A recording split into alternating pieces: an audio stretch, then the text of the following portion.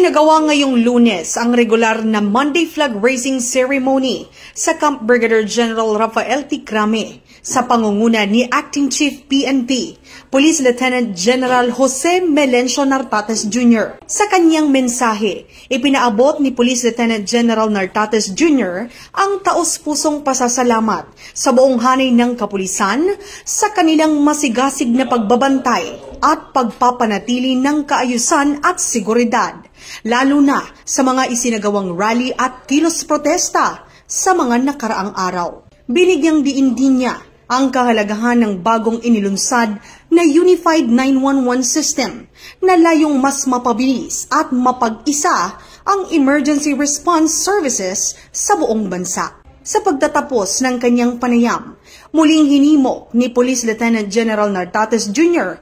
ang mga pulis na panatilihin ang mataas na antas ng integridad at dedikasyon sa kanilang tungkulin bilang lingkod bayan upang mas mapatatag pa ang tiwala ng publiko sa pambansang pulisya.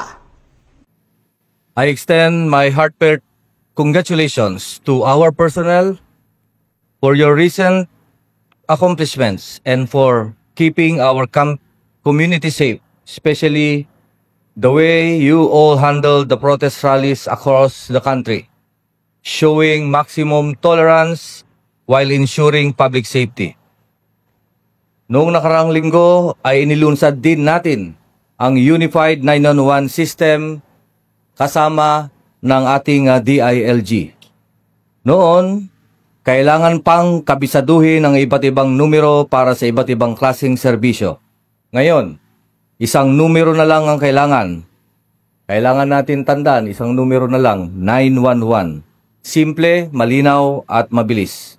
Hinihimo ko ang lahat na sama-sama nating matagumpay at sistemang ito at gamitin nating upang lubos at mapag-igi ang ating serbisyo.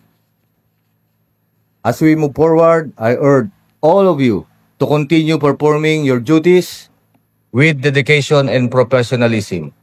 Protecting the public is not just our responsibility, it is our honor.